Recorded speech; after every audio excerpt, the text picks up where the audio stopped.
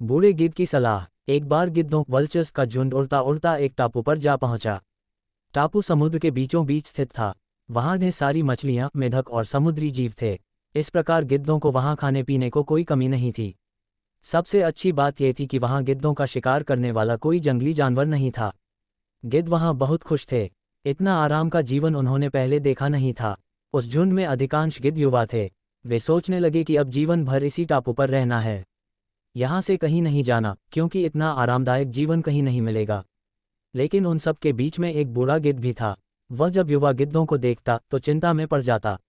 वह सोचता कि यहाँ के आरामदायक जीवन का इन युवा गिद्धों पर क्या असर पड़ेगा। क्या ये वास्तविक जीवन का अर्थ समझ पाएंगे?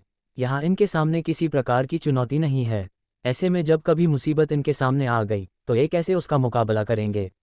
बहुत सोचने के बाद एक दिन बूढ़े गिद्ध ने सभी गिद्धों की सभा बुलाई। अपनी चिंता जताते हुए वह सबसे बोला, इस टापू में रहते हुए हमें बहुत दिन हो गए हैं।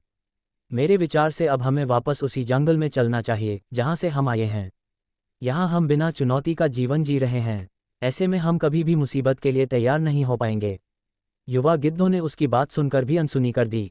उन्हें लगा कि बढ़ती उम्र के असर से बूढ़ा गिद्ध सठिया गया है, इसलिए ऐसी बेकार की बातें कर रहा है। उन्होंने टापू की आराम की जिंदगी छोड़कर जाने से मना कर दिया। बूढ़े गिद्ध ने उन्हें समझाने की कोशिश की, तुम सब ध्यान नहीं दे रहे कि आराम के आदी हो जाने के कारण तुम लोग उड़ना तक भूल चुके हो। ऐसे में मुसीबत आई तो क्या करोगे? मेरी बात मानो, मेरे साथ चलो। लेकिन किसी ने बूढ़े गिद्ध की बात नहीं मानी। बूढ़ा गिद्ध अकेला ही वहां से चला गया। कुछ महीने बीते। एक दिन बूढ़े गिद्ध ने टापू पर गए गिद्धों की खोज खबर लेने की सोची और उड़ता उड़ता उस टापू पर पहुंचा। टापू पर जाकर उसने देखा कि वहां का नज़ारा बदला हुआ था। जहां देखो वहां गिद्धों की लाशें पड़ी थी। कई गिद्ध लहूलुहान और घायल पड़े थे। हैरान बूढ़े गिद्ध ने एक घायल गिद्ध से पूछा, ये क्या हो गया? तुम लोगों की ये हालत कैसे हुई? घायल गिद्ध ने बताया, आपके जाने के बाद हम इस टापू पर बड़े मज़े की जिंदगी जी रहे थे। लेकिन एक दिन एक जहाज़ यहाँ आया। उस जहाज से यहाँ चीते छोड़ दिए गए। शुरू में तो उन चीतों ने हमें कुछ नहीं किया, लेकिन कुछ दिनों बाद जब उन्हें आभास हुआ कि हम उड़ना भूल चुके हैं, हमारे पंजे और नाखून इतने कमज़ोर पड़ गए हैं कि हम तो किसी पर हमला भी नहीं कर सकते और न ही अपना बचाव कर सकते हैं, तो उन्होंने हमें एक एक कर मार कर खाना शुरू कर दिया। उनके ही कारण हमारा ये हाल है। शायद आपकी बात न मानने का फल हमें मिला है। शिक्षा। अक्सर कंफर्ट जोन में जाने के बाद उससे बाहर आ पाना मुश्किल होता है। ऐसे में चुनौतियां आने पर उसका सामना कर पाना आसान नहीं होता।